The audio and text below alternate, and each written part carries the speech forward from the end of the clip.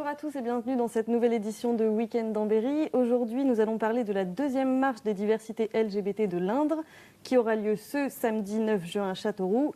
Et pour nous en parler aujourd'hui, je reçois Emmanuel Ducarteron. Vous êtes président de l'association Berry LGBT. Absolument, qui bonjour. est à l'origine de cette deuxième manifestation, c'est ça ? Tout à fait, après une première marche des diversités LGBT du Berry et non pas de l'Indre, il y a eu une première marche qui s'est déroulée le 14 octobre 2017 à Vierzon et l'association Berry LGBT a pour objectif de couvrir vraiment le Cher et l'Indre. C'est pas Cher LGBT, c'est pas Indre LGBT, c'est vraiment Berry LGBT et c'est pour cette raison que nous allons faire cette marche en alternance sur le département du Cher et sur le département de l'Indre. Et c'est pour cette raison que nous avons choisi comme deuxième marche la ville de Châteauroux. D'accord, donc c'est ça, donc vous le disiez, la première qui avait eu lieu à Vierzon, c'était en octobre, donc c'est ça, à peu près, peu après la journée internationale du coming out. Et là, Absolument, vous êtes, du 11 octobre. c'est ça, et là vous êtes en plein mois des fiertés. Donc c'est Tout à fait. On voit, j'ai vu sur votre page Facebook qui est assez active que vous parliez de toutes les autres marches qui ont Absolument, lieu. il y a eu une trentaine de marches qui ont lieu dans toute la France et c'est vraiment le mois de juin. Le mois des fiertés, personnellement, à titre personnel, je le fais commencer à partir du 17 mai, qui est la journée internationale de lutte contre l'homophobie et la transphobie, en référence au 17 mai 1990, qui a vu le retrait de la liste de l'homosexualité de la liste de l'Organisation mondiale de la santé, de sa liste des maladies mentales. Ça ne fait que 28 ans que nous ne sommes plus des malades mentaux. Mais surtout, voilà, c'est vraiment le mois de juin, vu que toutes ces marches sont commémoratives des émeutes de Stonewall qui se sont déroulées fin juin 1969 à New York. Ce sont des personnes, notamment des personnes LGBT, lesbiennes, gays, bi et trans, qui se sont rebellées face au harcèlement policier qu'elles subissaient quotidiennement. Et ça a été vraiment l'acte fondateur du militantisme pour l'égalité des droits entre personnes LGBT et hétérosexuelles.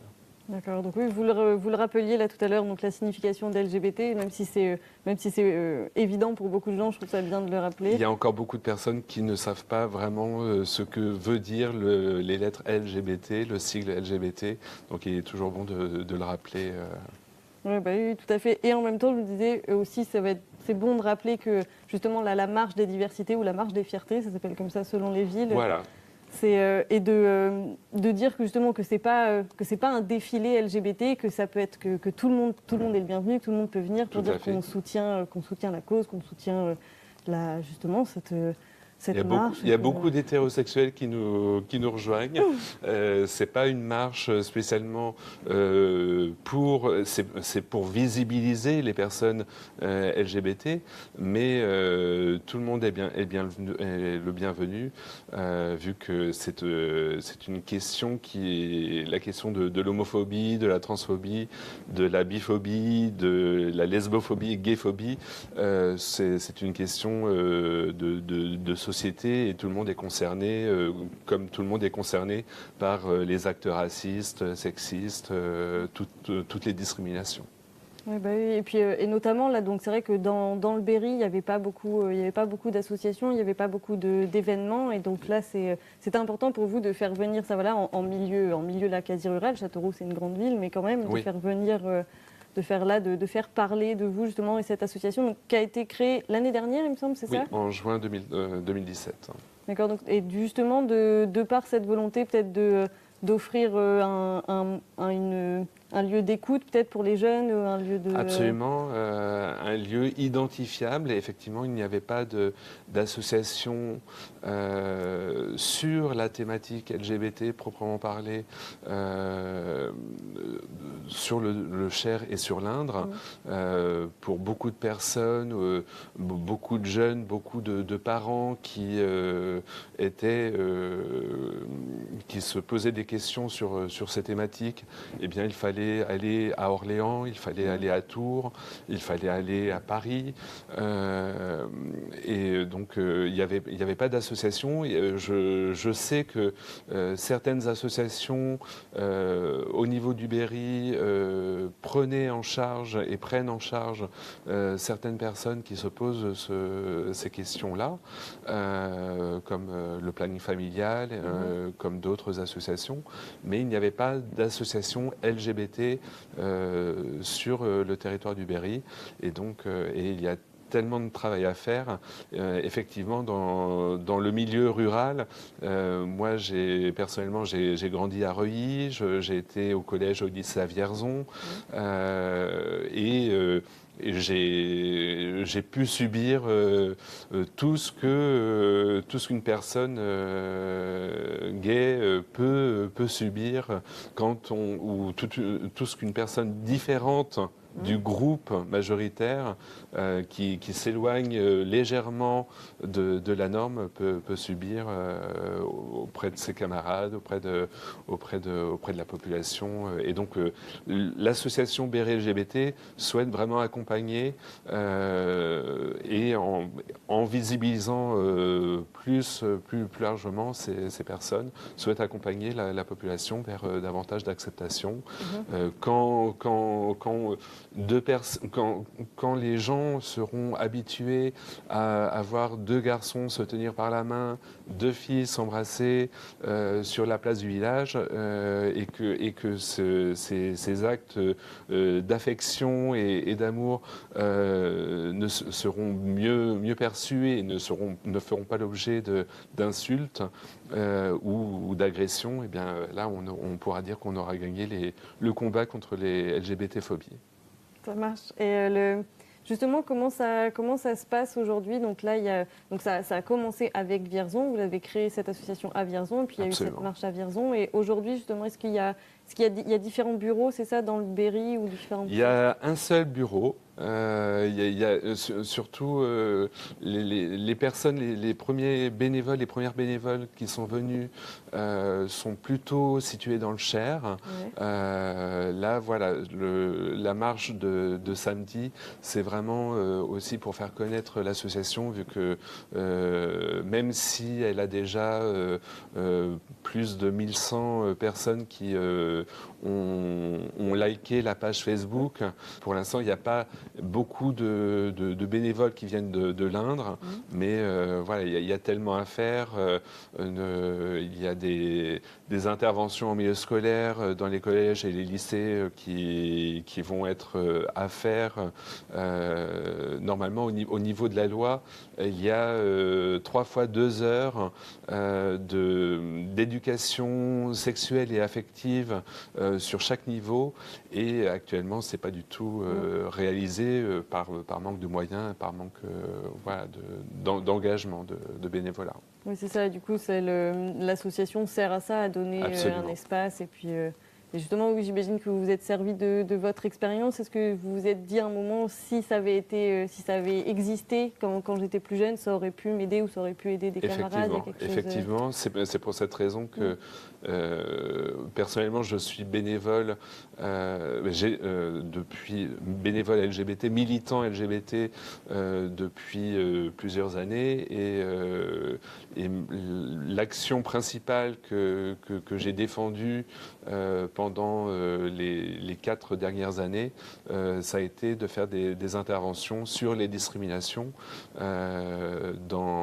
C'était dans des collèges et des lycées à Paris et en Île-de-France. Et je mesure par rapport à mon passé, je mesure voilà, je me suis dit, il y a certainement des jeunes qui vivent actuellement la même chose que j'ai pu vivre, ou pas. Hein. Il y a certains jeunes qui vivent très bien, tant mieux, mais c'est pas, malheureusement pour l'instant, un jeune homosexuel a malheureusement 13 fois plus de risques de faire une tentative de suicide qu'un jeune hétérosexuel. Donc il y a beaucoup de choses à faire par rapport à ça aussi. D'accord, ça marche. Et pour en revenir du coup là, à la marche, Justement, il va y avoir la journée s'organise en différents points. Donc le rendez-vous principal est à 15h. Après, il y a la marche à 15h30, il me semble. Alors, donc, le public peut se réunir à partir de 14h30. Il y aura des drapeaux, donc drapeaux LGBT arc-en-ciel, et aussi des drapeaux qui sont portés par les associations transgenres et les associations bisexuelles qui seront vendus à prix coûtant, c'est-à-dire à 3 €, donc vraiment pas cher. Et donc il y aura à partir de 15h une série de discours des différentes associations qui seront présentes. On débordera certainement au niveau des discours, mais on essaiera de partir maximum à 16h au niveau de la marche, qui sera festive. On dansera sur de la musique, mais qui sera également il y aura, je pense, pas mal d'émotions. Il y aura un moment de recueillement. Il y aura 3 minutes de silence au milieu de la marche pour rendre hommage aux victimes de lesbophobie, de gayphobie, de biphobie, de transphobie, aux victimes également du sida et de la sérophobie. Et donc, voilà. Mais on fera quand même la fête. Et ensuite, il y aura un village associatif sur la place. Donc, le départ, le parvis d'Équinoxe. Et à partir de 17h15, 17h30, il y aura un village associatif qui aura lieu place de la République, avant de terminer avec un concert de notre parrain. Nous avons un parrain qui est natif d'Issoudun, Christophe Madrol, et donc il vient parrainer l'événement, et il fera un concert avec les associations artistes sur la place Monestier, donc à partir de 19h.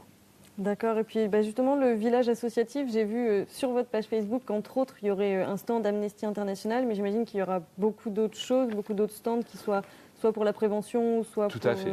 Il y a des associations LGBT, mais il y a aussi des associations qui luttent plus globalement pour les droits humains. L'un des premiers droits humains, c'est vivre librement son orientation sexuelle et son ou son identité de genre. Voilà, il y a pas mal. Il y a la Ligue des droits de l'homme, il y a Amnesty, il y a plusieurs associations. Il y a le planning familial qui sera présent. Voilà, donc il y a pas mal de travail aussi pour dépénaliser l'homosexualité au niveau international, au niveau universel. Oui, c'est ça. Donc ce sera en même temps l'occasion d'aborder différents thèmes avec les différentes associations qui seront présentes. D'accord, ça marche. Merci beaucoup. Merci d'être venu nous parler donc de cette deuxième marche des diversités. Donc je rappelle qu'aura lieu ce samedi 9 juin à Châteauroux. On va se quitter sur un extrait du dernier album de Christophe Madrol qui sera en concert le soir même. Oui. Et tout de suite après, vous retrouverez votre agenda du week-end. Merci beaucoup et bonne soirée. Merci à vous. 1, 2, 3, 4.